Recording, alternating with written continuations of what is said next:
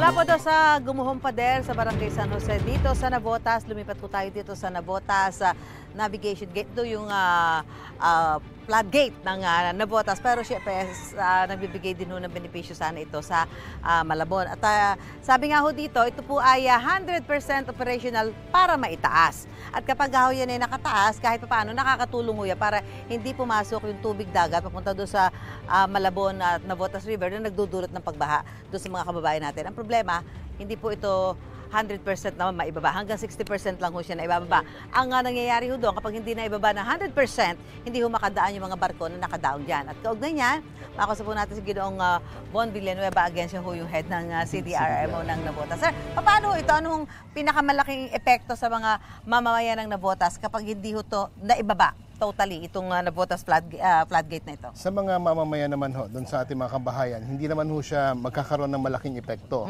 Ang mas magiging epekto ho niyan, kung hindi kaagad may baba ng 100%, yung mga malalaking barko, hindi po makakadaan dito.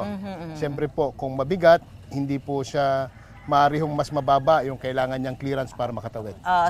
Pero pag nakataas ho siya 100%, malaki yung benepisyo no, sa mga kababayan natin. Opo, kasi kung nakataas ho siya ng 100%, yun hong pagtaas ng tubig sa dagat ay hindi ho makakaapekto doon sa ating ilog. Pagka mataas ho yung tubig sa ilog, yun ho, maaari na hong bumaha doon sa ating mga kabahayan.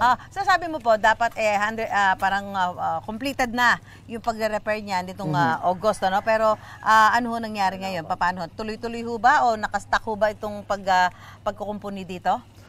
Tuloy-tuloy ma'am, kasi minomonitor po natin dito is yung makina. Ang aking pong pagkakaalam ay naghanap na ho ng mga foreign consultant. Yung Japanese po kasi ito, Japanese technology. So naghanap po tayo ng foreign consultant na makikita ho bakit ganon yung problema, bakit hindi humaayos ng 100%. Bakit hindi siya maibaba 100%.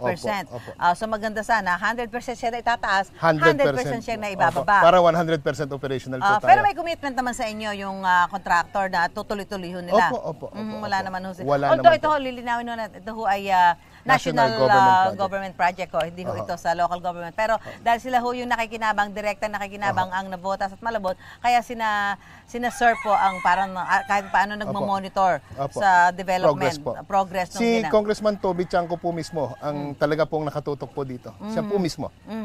So tabayanan ho natin niya kung paano ho mangyayari doon sa ginagawang pag-monitor nila doon sa parang pagre-repair dahil nga hindi pa ho 100% na ibababa. Maraming salamat po Dr. Von Villanueva. Ito pong proyekto ito, ang isa ho sa mga kontrata para sa pagkukumpuni nito ay ang St. Timothy Construction na pag-aari po ng mag-asawang Zara at Curly Discaya. So mula po rito sa Navotas Floodgate, kasama ko si Dr.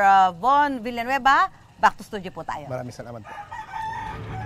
Gusto mo bang mauna sa mga balita? Mag-subscribe na sa GMA Integrated News sa YouTube at tumutok sa unang balita.